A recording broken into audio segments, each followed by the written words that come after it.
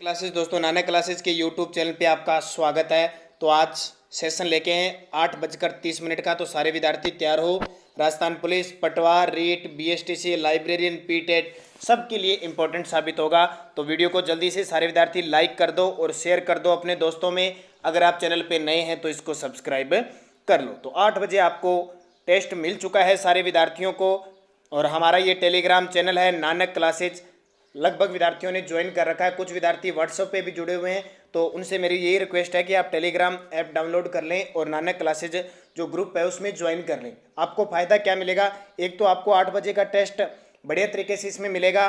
दूसरा, आपको हर रोज 10 से 20 क्वेश्चन उपलब्ध हो रहे हैं कंप्यूटर के, जीके के सारे पोल क्वेश्चन। और आपको जस्ट ये जैसे ही आप उत्तर दोगे, उत्तर देते ही आपको आंसर का पता भी चल जाएगा कि इसका आंसर ये बहुत ही इंपॉर्टेंट क्वेश्चन का सेक्शन उसमें चल रहा है। तो वो भी विद्यार्थी, तो सारे विद्यार्थी टेलीग्राम और सबसे बढ़िया ये ऐप है, ध्यान रखना। तो नानक क्लासेस ग्रुप ज्वाइन कर लो। तो सभी विद्यार्थियों ने 8 बजे का टेस्ट दिया और उस टेस्ट में टॉपिक हमारा क्या था? राजस्थान के खनिज संसाधन और राजस्थान की चित्रकला। तो 30 क्वेश्चन थे और नेगेटिव मार्किंग थी नहीं। कितने क्वेश्चन आपके सही होते हैं अब आपको आंसर मिलाना है और सारे क्वेश्चनों की व्याख्या आपको अब मिलेगी। तो जल्दी से थंबनेल कर दो किस किस विद्यार्थी ने ये क्वेश्चन कर लिए। तो कुछ एक विद्यार्थी मुझे लास्ट में बताते हैं कि मेरे 30 में से इतने क्वेश्चन सही हैं। तो सारे विद्यार्थी रुचि लिया करो इस टेस्ट में। तो थंबनेल कर दो सारे विद्यार्थी कि हम तैयार हैं सारे के सारे। और पहला क्वेश्चन आपके लिए क्या था? सुप्रसिद्ध बनी ठनी किस शैली से संबंधित है? चित्रकला की जब भी राजस्थान में बात आएगी आपको एग्जाम में यहां से क्वेश्चन मिलेगा। ठीक है, 2-3 ही शैली राजस्थान की ऐसी है जहां से हर बार एग्जाम में क्वेश्चन आता है, ये ध्यान रखना। तो बनी ठनी किस शैली संबंधित थी? तो आपका आंसर था किशनगढ़। कहां से थी? किशनगढ़। और किसके समय ये बनी ठनी? एक शासक आए थे किशनगढ़ के, सामंत सिंह, जो नागरीदास के नाम से प्रसिद्ध थे। इनकी एक प्रेमिका कह सकते हैं, एक पासवान थी, उनका चित्र बनाया था किसने? मोरध्वज निहाल चंद ने, जिसको एरिक डिक्सन ने भारत की मोनालिसा कहा। किसको? बनी ठनी को। और आपने शुरुआत के पोस्टर पे बनी ठनी का चित्र भी देख लिया होगा। तो इंपॉर्टेंट किशनगढ़ शैली से ये क्वेश्चन एग्जाम में आता ही आता है। तो सावंत सिंह के समय। और एक इंपॉर्टेंट और ध्यान रखना, ये जो किशनगढ़ शैली है शुरुआत में कागज पर चित्रित होनी शुरू हुई थी, इसलिए इसको कागज शैली भी कहा जाता है। और एक आभूषण, जल्दी से मुझे पहले तो ये बताओ, ये आभूषण कहाँ पहना जाता है? वेशरी।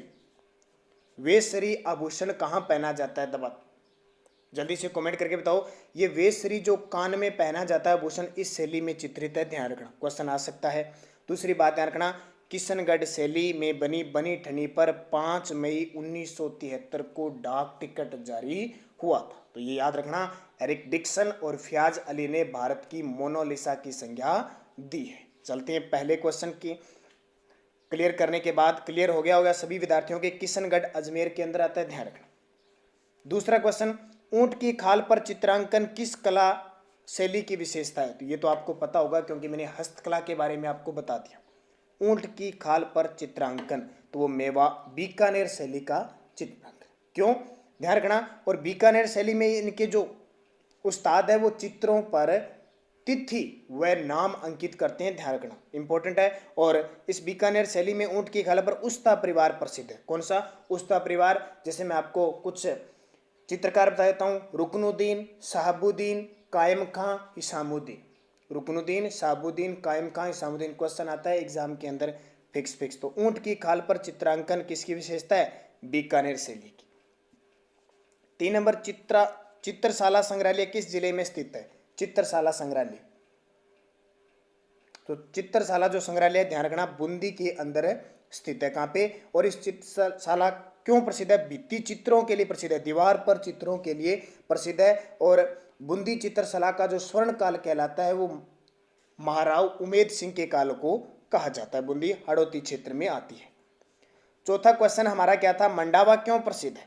तो मंडावा क्यों प्रसिद्ध है? मंडावा झुंझुनू के अंदर स्थित है। बस इतना ही ध्यान रखना, भित्ति चित्रों के लिए प्रसिद्ध। देखिए, झील के कारण, मंदिरों के कारण, अभ्यारण्य के कारण, तो भित्ति चित्रों के लिए मंडावा झुंझुनू है वो प्रसिद्ध है।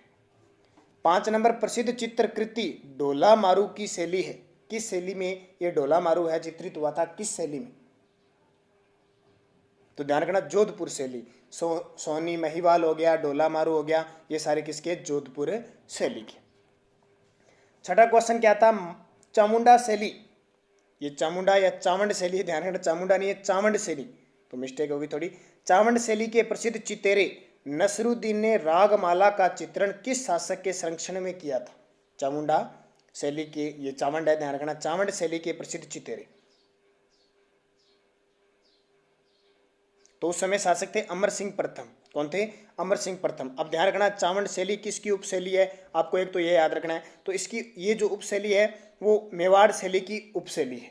चावंड शैली शुरुआत जो विकसित हुई थी महाराणा प्रताप के समय हुई थी, जब महाराणा प्रताप ने 1585 ईस्वी में चावंड को अपनी राजधानी बनाई थी, वहां से चावंड शैली शुरुआत होती है। लेकिन खास बात ध्यान रखना, चावंड शैली का सर्वाधिक जो विकास हुआ था वो महाराणा प्रताप के पुत्र अमर सिंह प्रथम के काल में हुआ था, याद रख लेना। इसके प्रमुख चित्रकार है निसारदीन, 1605 में इसने रागमाला चित्र बनाया था, तो ये इंपॉर्टेंट है आपके लिए। 7 नंबर क्वेश्चन था, राजस्थानी चित्रकला का प्राचीनतम केंद्र माना जाता है, तो राजस्थानी चित्रकला का प्राचीनतम केंद्र मेवाड़ शैली को माना जाता है, मेवाड़ से माना जाता है, मेवाड़ शैली। अब कुछ बातें ध्यान रखना, राजस्थानी चित्रकला का जो उद्भव काल कहलाता है वो 15वीं से 16वीं शताब्दी के लगभग माना जाता है, और ये चित्र शैली अपभ्रंश जैन अजंता शैली अर्थात गुजराती शैली से इसकी शुरुआत मानी जाती है। एक तो बात ये याद रखना, कुछ बातें यहाँ पे और बता देता हूँ, थोड़ा ध्यान से गौर करके बातें सुन लेना क्योंकि इंपॉर्टेंट है और बहुत बार एग्जाम में आई है। राजस्थानी चित्रकला का सबसे पहले वैज्ञानिक विभाजन आनंद कुमार स्वामी ने किया था, ये क्वेश्चन बहुत बार आ चुका है। आनंद कुमार स्वामी ने अपनी पुस्तक राजपूत पेंटिंग नामक पुस्तक में 1916 में की थी, ध्यान रखना।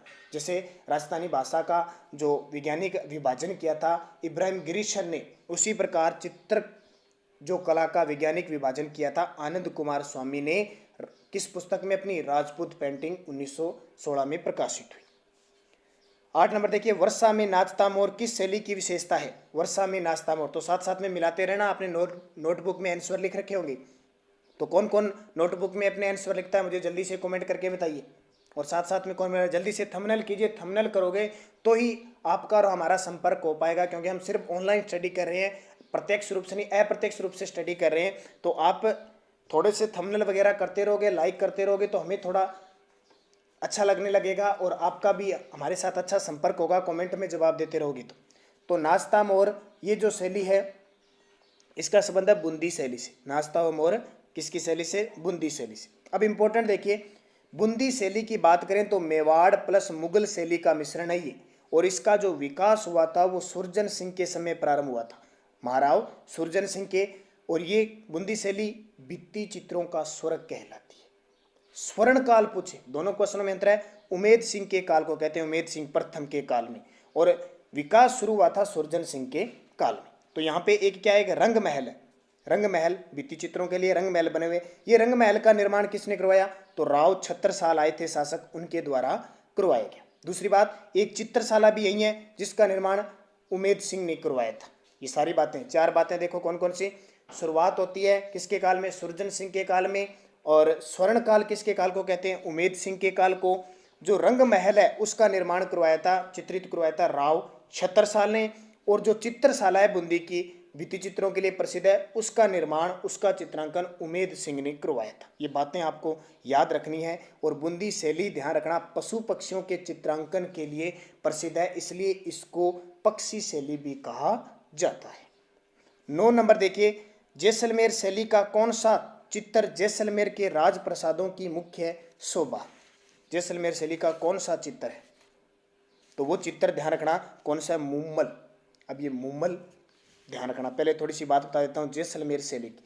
जैसलमेर शैली की शुरुआत होती है तो यहाँ के शासक होते हैं हरराज भाटी के समय, और स्वर्ण काल जैसलमेर शैली का कहा जाता है अक्षय सिंह के काल को कहा जाता है। किसके काल को? अक्षय सिंह। अब बात आती है मुम्मल। ये मुम्मल क्या है? एक लोकगीत भी है, एक चित्र भी है। इस चित्र शैली में जैसलमेर में एक स्थान है लोदरवा, जो जैन धर्म के लिए, जैन मंदिरों के लिए भी प्रसिद्ध है, जैन क्षेत्र के लिए। लोदरवा की राजकुमारी होती है मुम्मल, और वह अमरकोट जो पाकिस्तान के अंदर राजा महेंद्र की प्रेम कहानी के चित्र है। लोदरवा की राजकुमारी मुम्मल और अमरकोट के राजा महेंद्र की प्रेम कहानी के चित्र है, ध्यान रखना। और एक खास बात देखो, इस जैसलमेर शैली की खास बात याद रखना, बहुत इंपॉर्टेंट है। इस चित्र शैली का किसी भी चित्र शैली पर प्रभाव नहीं पड़ा, किसी भी चित्र शैली पर है इसका कोई प्रभाव नहीं पड़ा। 10 नंबर देखिए, राजस्थानी चित्रकला जिसमें पशु पक्षियों का श्रेष्ठ चित्रण है। तो ये तो आपने सही कर दिया होगा, पशु पक्षियों का श्रेष्ठ चित्रण बूंदी शैली के अंदर है। अब एक क्वेश्चन और इंपॉर्टेंट, बूंदी शैली का तो नाम आ गया, मैंने सारा विवरण बता दिया। कोटा शैली, क्योंकि इसका पड़ोसी है, कोटा शैली बता देता हूँ। कोटा शैली को स्वतंत्र स्थापित करने का जो श्रेय जाता है राजा राम यानी महाराव राम सिंह को जाता है। राजा राम सिंह थे, उनको कहा जाता है बूंदी शैली से अलग स्वतंत्र स्थापित करने का श्रेय जाता है। और खास बात देखो, इस कोटा शैली पर वल्लभ संप्रदाय का पूर्ण प्रभाव अंकित पड़ता है। आपसे राजस्थान में पूछे वल्लभ संप्रदाय का कोटा शैली पर, क्योंकि एक शासक आए थे राजा भीम सिंह, वो कृष्ण भगत थे और उन्होंने वल्लभ संप्रदाय के चित्र बनाए थे, याद रखना। और स्वर्णकाल कोटा शैली का उमेद सिंह को जाता है। और शिकार के दृश्य के लिए कौन सा प्रसिद्ध है? कोटा। शिकार के दृश्य के लिए शैली पूछे तो कोटा, पशु पक्षियों के चित्रांकन के लिए पूछे तो बूंदी, बनी ठनी के लिए पूछे या सौंदर्य युक्त नारी युक्त पूछे तो किशनगढ़। याद रह जाएगी सारी बातें। 11 नंबर, चावंड चित्रकला किसके शासनकाल में प्रारंभ हुई थी? तो ये क्वेश्चन आपको बता चुका हूँ, महाराणा प्रताप के समय चावंड चित्रकला की शुरुआत हो चुकी थी और ढोला मारू का चित्र, यहाँ भी एक चित्र चावंड चित्र शैली में बनता है। तो बातें इंपॉर्टेंट आपके लिए। 12 नंबर, राजपूत चित्रकला की किस शैली से निहालचंद संबंधित है? तो मोर ध्वज निहालचंद के बारे में जानते हो, किशनगढ़ शैली, बनी ठनी का चित्र बनाया था नॉर्मल। तो किशनगढ़ शैली तो आपको पक्का याद करना है, क्योंकि एग्जाम में बता देता हूँ, मेवाड़, मारवाड़, किशनगढ़ और बीकानेर चारों शैलियों से, और बूंदी कोटा, इतने में से ही क्वेश्चन आता है, ध्यान रखना। थोड़ी थोड़ी और ऊपर वाले क्वेश्चन आते हैं जो मैं बता रहा हूँ, शायद यहाँ से बाहर नहीं जाएगा आपका क्वेश्चन। पशु पक्षियों को महत्व देने वाली चित्र शैली, तो ये भी क्वेश्चन जिसने पहले वाले क्वेश्चन सही किए वो यहाँ कर सकता है, तो वो बूंदी है, पशु पक्षियों को देने वाली बूंदी। 14 नंबर, कोटा चित्र शैली की विषय वस्तु मुख्यतः, तो कोटा चित्र शैली की विषय वस्तु क्या है? शिकार के दृश्य। दृश्य किसके? शिकार के हैं। नारी, राजा को, नारी को शिकार करते हुए दिखाया गया है। ब्लू पोट्री के लिए प्रसिद्ध शहर है, ब्लू पोट्री के लिए प्रसिद्ध कौन सा शहर है? तो ये हस्तकला में आपको बता चुका हूँ, जयपुर ब्लू पोट्री के लिए। अब जल्दी से कमेंट करके बता दो, ब्लैक पोट्री के लिए कौन सा शहर प्रसिद्ध है? ब्लैक, कागजी पोट्री, एक ब्लैक और कागजी। जल्दी से कमेंट करो और साथ में लाइक करो सारे विद्यार्थी, और शेयर करो इस सेशन को। तो कम से कम 100 लाइव आने चाहिए, ध्यान रखना, तभी बात बनती है। 80, 85, 90 के पास पहुंच चुके हो, लेकिन 100 आप लाइव रखो रोज, मेरे लिए बहुत है, अच्छे से अच्छे आपको वीडियो प्राप्त करता रहो। तो ब्लैक पोट्री कोटा की प्रसिद्ध है, कागजी पोट्री ध्यान रखना अलवर की प्रसिद्ध है, सुनहरी कोटी बीकानेर की प्रसिद्ध है, और अभी स्टार्ट होने वाली है सफेद पोट्री जोधपुर की प्रसिद्ध होगी। 16 नंबर, आंधी क्या है? आंधी तो आपने देखा होगा, पश्चिमी राजस्थान में तो लोग सोचते हैं कि आंधी आ गई, तो आंधी वो धूल के कण नहीं है, जयपुर जिले का सबसे बड़ा खनन क्षेत्र है। बस क्वेश्चन इतना ही है, आंधी है जयपुर जिले का सबसे बड़ा खनन क्षेत्र। अभ्रक निर्माण उद्योग केंद्रित है, अभ्रक निर्माण उद्योग यानी अभ्रक निर्माण उद्योग किस जिले में है? तो ये भी आप आंसर आपका गलत नहीं होना चाहिए, क्योंकि अभ्रक जिस जिले में सर्वाधिक होती है वहीं अभ्रक उद्योग है, तो भीलवाड़ा के अंदर। इंपॉर्टेंट, अभ्रक की ईंट भी कहाँ बनती है? उद्योग है तो ईंट भी भीलवाड़ा में। ध्यान रखना, अभ्रक को माइका कहा जाता है, माइका क्या कहा जाता है? माइका। और विद्युत का ये कुचालक है, देखा होगा आपने फ्यूज वगैरह घर पे वो लगे होते हैं, अभ्रक के मिट्टी के लगे हुए। अब ध्यान रखना, भीलवाड़ा में स्थान है दांता, दांता बुनास और टूंका, ये इसके लिए बहुत प्रसिद्ध है। दांता बुनास की खान तो बहुत ही प्रसिद्ध है। उसके बाद में अजमेर, उदयपुर में भी अभ्रक होती है। 18 नंबर, भारत में एकमात्र टंगस्टन की खान स्थित है, भारत में एकमात्र टंगस्टन की खान। तो ये क्वेश्चन तो आपके लिए बहुत ही इंपॉर्टेंट है, और एग्जाम में ये क्वेश्चन आते हैं क्योंकि बहुत प्रसिद्ध है, इसलिए क्वेश्चन बार बार एग्जाम में रिपीट होते हैं।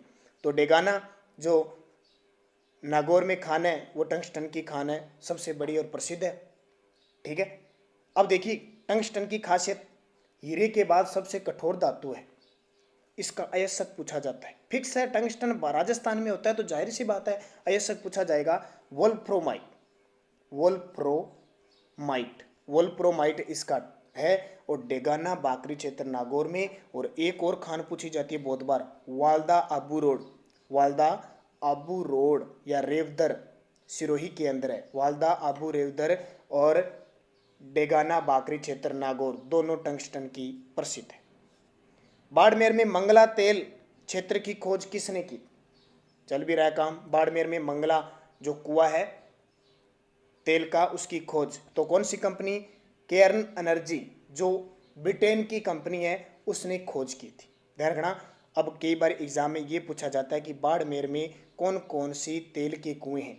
एक तो हो गया मंगला, एक आपको मिलेगी रागेश्वरी, एक है ऐश्वर्या, एक है भाग्यम। ठीक है, कौन कौन सी? मंगला, रागेश्वरी, ऐश्वर्या, सरस्वती और भाग्यम, एक सरस्वती। ये इंपॉर्टेंट।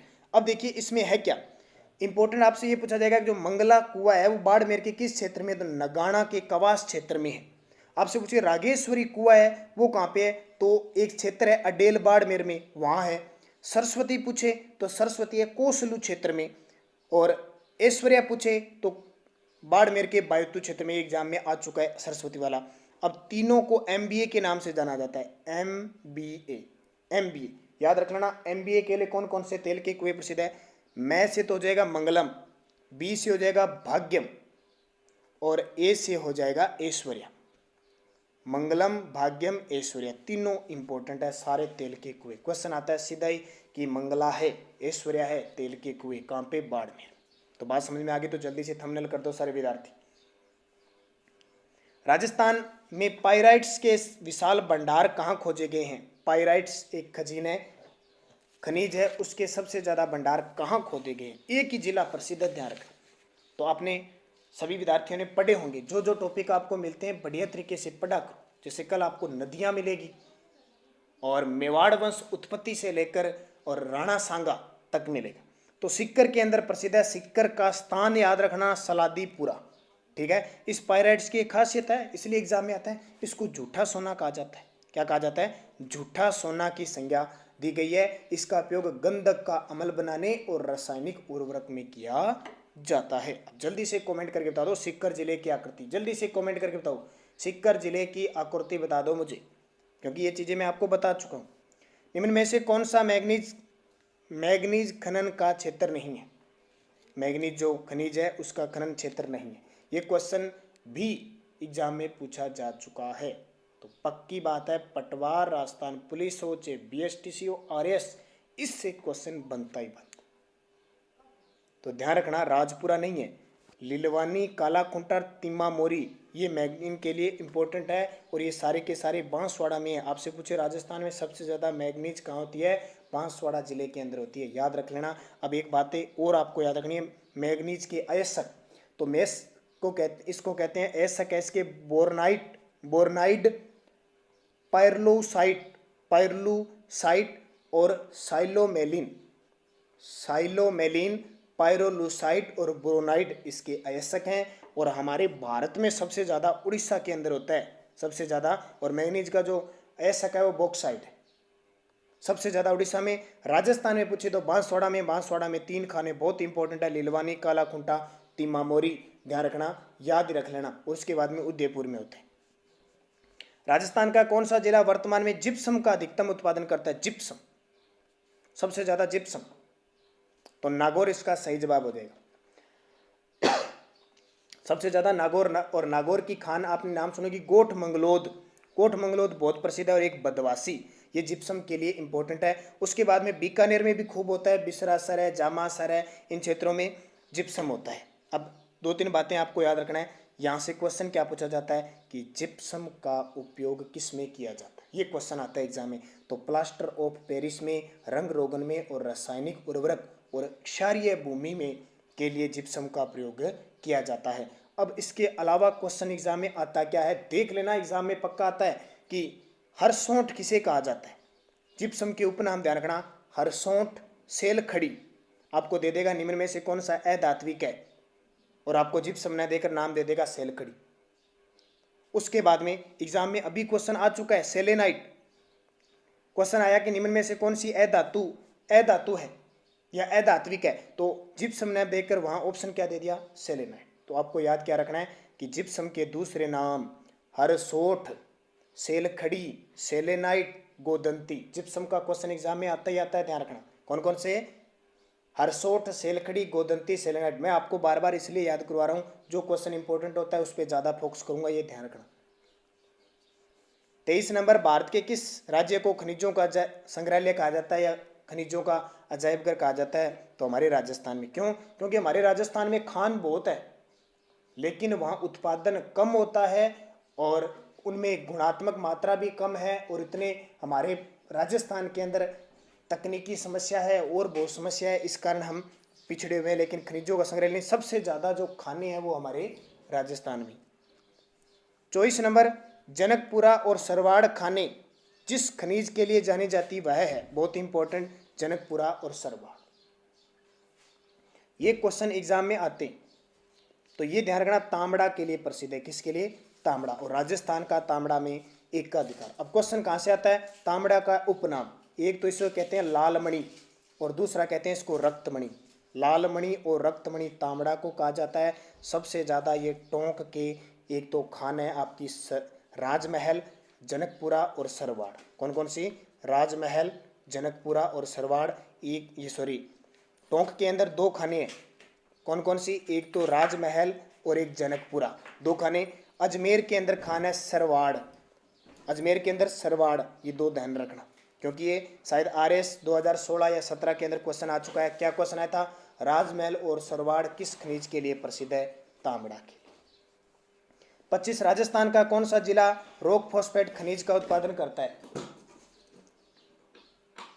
कौन सा जिला रॉक फॉस्फेट खनिज का उत्पादन करता है? तो ध्यान रखना, उदयपुर। अब उदयपुर में खान है जामरकोटड़ा, जामरकोटड़ा खान है वो। और ये देख लेना, पिछले साल राजस्थान पुलिस में आया, अब की बार फिर राजस्थान पुलिस में क्वेश्चन आ चुका है। बार बार इस क्वेश्चन को पूछा जाता है। क्वेश्चन दो प्रकार से पूछा जाएगा कि रॉक फॉस्फेट के लिए कौन सी खान प्रसिद्ध है? जामरकोटड़ा।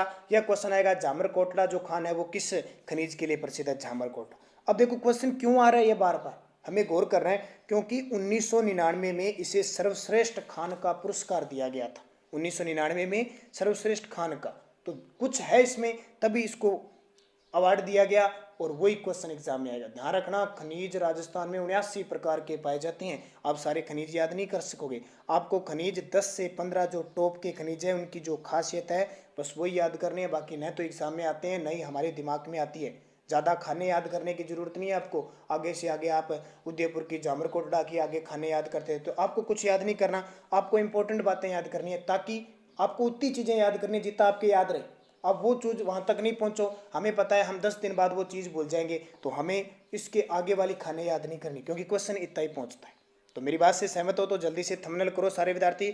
उदयपुर की जामरकोटड़ा। क्वेश्चन ये आ सकता है, रॉक फॉस्फेट का काम क्या है? तो लवणीय भूमि से उत्पन्न समस्या के समाधान के लिए रॉक फॉस्फेट का उपयोग किया जाता है, और क्षारीय भूमि से उत्पन्न समस्या के लिए जिप्सम का उपयोग किया जाता है।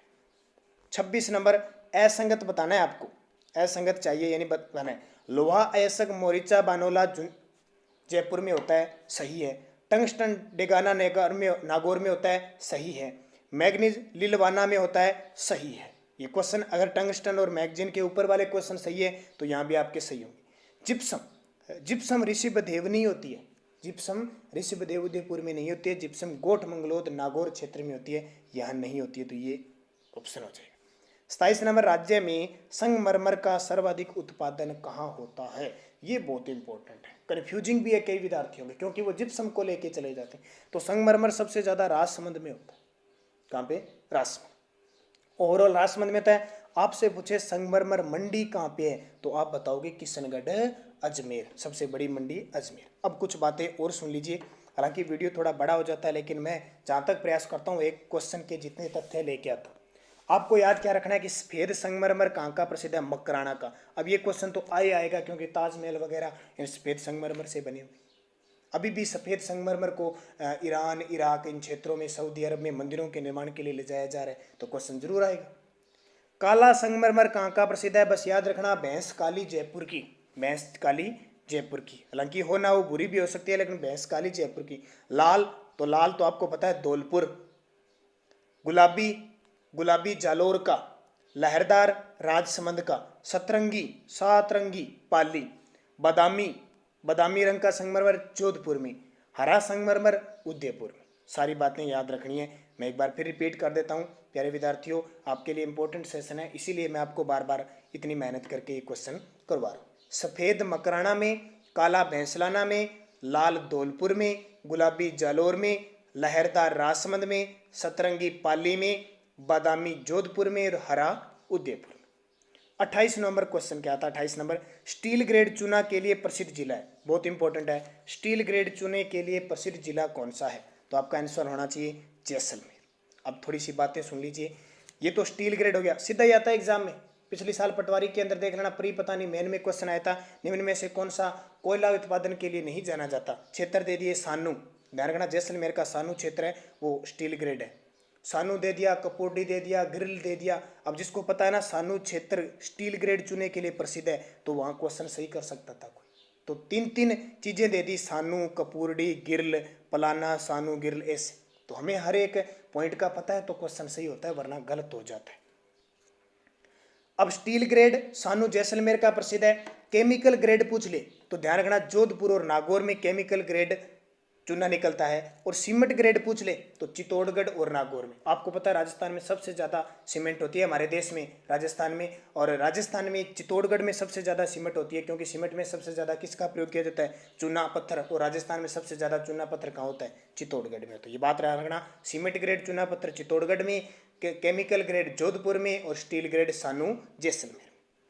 29 नंबर, राजस्थान का कौन सा शहर सीमेंट का सबसे बड़ा उत्पादक है। तो क्वेश्चन आ गया, सीमेंट का सबसे बड़ा उत्पादक कौन सा हो जाएगा, चित्तौड़गढ़ सबसे ज़्यादा होता है, क्योंकि चूना पत्थर ज़्यादा निकलता है। और 30 नंबर, राजस्थान में पोथी खाना संग्रहालय किस जिले में। बहुत इंपॉर्टेंट है, पूरी चित्रकला आपको मेन क्वेश्चन दे चुका हूँ, लेकिन सिंपल सा क्वेश्चन याद रखना है आपको। पोथी खाना आपका क्वेश्चन आंसर क्या था, तो पोथी खाना संग्रहालय जयपुर में है। अब कुछ बातें सुन लो। राजस्थान में सरस्वती भंडार कहाँ पे है, उदयपुर में। सरस्वती भंडार उदयपुर के अंदर है। और आपसे पूछे जैन भंडार कहाँ पे है, जैसलमेर के अंदर। जैन भंडार जैसलमेर। आपसे देखो क्वेश्चन 2 है, सरस्वती भंडार उदयपुर में, सरस्वती संग्रहालय पूछे तो फतेहपुर सीकर के अंदर है। और दूसरा टखमण संस्था है 28 चित्रकारी के लिए, उदयपुर में है। और एक क्वेश्चन तो आता ही आता है, पश्चिमी क्षेत्र सांस्कृतिक केंद्र ये कहाँ पे है, पश्चिमी क्षेत्र सांस्कृतिक केंद्र उदयपुर के अंदर है। और राजस्थान ललित कला अकादमी जयपुर के अंदर है। राजस्थान ललित कला अकादमी जयपुर के अंदर है। तो ये बातें सारी की सारी आपके लिए इंपॉर्टेंट होती है। और पुस्तक भंडार पूछ लिया जाए तो जोधपुर के अंदर है। तो ये 30 क्वेश्चन थे। अब देखिए कल का टॉपिक क्या रहेगा। कल का टॉपिक रहेगा 19 अप्रैल 2020 है। तो कल का हमारा जो टॉपिक है, राजस्थान की नदियाँ और झीलें। राजस्थान की नदियाँ व झीलों से संबंधित हमारा टॉपिक रहेगा, क्योंकि इंपॉर्टेंट है, इसलिए इंपॉर्टेंट टॉपिक है तो हम जरूर बात करेंगे इसकी। तो कल का टॉपिक जो हमारा होगा, या 30 अप्रैल है, 29 अप्रैल नहीं है, राजस्थान की नदियाँ, झीलें, मेवाड़ वंश। अब देखो लगभग क्या है कि कुछ कला संस्कृति के टॉपिक हो चुके हैं, आगे हम और बात करेंगे। अब हमारा इतिहास चल चुका है मेवाड़ वंश उत्पत्ति से लेकर, ठीक है, 566 ईस्वी में उत्पत्ति स्टार्ट होती है। और राणा सांगा की मृत्यु होती है 1528 ईस्वी तक। तो यहाँ तक मेवाड़ वंश का टॉपिक आपको याद करना है, जिसमें सांगा, कुंभा, ठीक है, बड़े बड़े शासक जेतर सिंह, तेज सिंह और रावल रतन सिंह, इस तरह के शासक आपको पढ़ने हैं। तो मेवाड़ वंश उत्पत्ति से लेकर राणा सांगा तक, राजस्थान की नदियां और जिले। तो 30 अप्रैल है, यहाँ पे 29 अप्रैल मिस्टेक से लिखा गया। तो ये इंपॉर्टेंट। अब जल्दी से मुझे बता दो आपके क्वेश्चन कितने सही हुए, 30 में से क्वेश्चन कितने सही हो रहे हैं, जल्दी से बताओ, फिर अपने क्लियर करेंगे इसको। और सारे विद्यार्थी जितने देख रहे हो लाइक करके जाओगे, एक ऐसा नहीं होना चाहिए लाइक, और 100 के आसपास हमारे लाइव चलने चाहिए रोज, फिर टेस्ट देने में भी आपको मजा आएगा और पूरी व्याख्या सहित बढ़िया तरीके से पढ़ोगे और साथ साथ में पढ़ते जाओ। तो उठो जागो तथा तब तक रुको नहीं जब तक कि लक्ष्य प्राप्ति न हो, चाहे 2020 में न हो, लेकिन 2021 में जरूर होनी चाहिए। पूरे दृढ़ निश्चय के साथ पढ़ते रहना है आपको लगातार। Patwar, Rajasthan police, BSTC, librarian, TET का जो भी। तो सारे विद्यार्थियों को बता दूं, अभी फिलहाल कोई भी फॉर्म अप्लाई नहीं हो रहा है और न ही कोई एग्ज़ाम होगा। जब तक लॉकडाउन क्लियर नहीं होगा, लॉकडाउन हटेगा नहीं, तब तक कोई एग्ज़ाम नहीं होगा। ध्यान रखना, न कोई एग्ज़ाम होगा, न कोई नया फॉर्म अप्लाई होगा। तो फिलहाल 3 मई है, लेकिन लॉकडाउन आगे बढ़ेगा। तो बहुत सारे विद्यार्थी मैसेज करते रहते हैं कि टेट का एग्ज़ाम कब होगा, BSTC का कब होगा, राजस्थान पुलिस का। तो अभी किसी का नहीं होगा, सीधी सी बात है। आपको पता है आपको अनुमति घर से बाहर निकलने की नहीं है, तो आप एग्ज़ाम कैसे दे सकते हो, आप सेंटर में कैसे, कहीं नहीं जा सकते। तो ये मन से निकाल दो एक बार, जब तक लॉकडाउन है, जब तक कोरोना वायरस का काम चल रहा है, कोरोना महाराज चल रहे हैं, तब तक आपका कोई एग्ज़ाम नहीं होगा। ध्यान रखना, बिना आपको सिर्फ अभी स्टडी करनी है। तो किसी प्रकार की कन्फ्यूजिंग नहीं है, कोई उल्टे सीधे कोई भी मैसेज है आपके लिए, न तो एग्ज़ाम, ध्यान रखना चाहिए, कोई भी एग्ज़ाम नहीं होगा अभी लॉकडाउन से पहले। और नहीं कोई फॉर्म फिल होगा, क्योंकि सरकार को पता है फॉर्म फिल करने के लिए विद्यार्थी है वो ई मित्रा पे जाएगा, भीड़ इकट्ठी होगी, दूर दराज क्षेत्रों में जाएंगे, इसलिए तो आपको पता है हर एक चीज़ अभी देरी से चल रही है। तो ये एग्ज़ाम भी अभी कोई भी एग्ज़ाम नहीं होगा, बस आप तैयारी करते रहिए, आपका ध्यान भंग नहीं होना चाहिए, बस लगातार पढ़ते रहो। तो कितने कितने क्वेश्चन सही हैं, जल्दी से कुछ एक जवाब आने लगे। तो बहुत सारे विद्यार्थी कमेंट में जवाब देते हैं, रुचि लेते हैं, तो बढ़िया तरीके से पढ़ते रहिए। सुबह 7 बजे आपको राजस्थान करंट अफेयर्स मिलता है और 8 बजे आपको कंप्यूटर और साइंस की क्लास मिलती है। तो बढ़िया रुचि से पढ़ें, कंप्यूटर और साइंस को बढ़िया पढ़ें, क्योंकि अकेला जीके आपका कुछ काम नहीं करेगा, आपको कंप्यूटर साइंस की क्लास भी इंपॉर्टेंट मिलेगी। तो धन्यवाद, जय हिंद, जय भारत, शुभ रात्रि।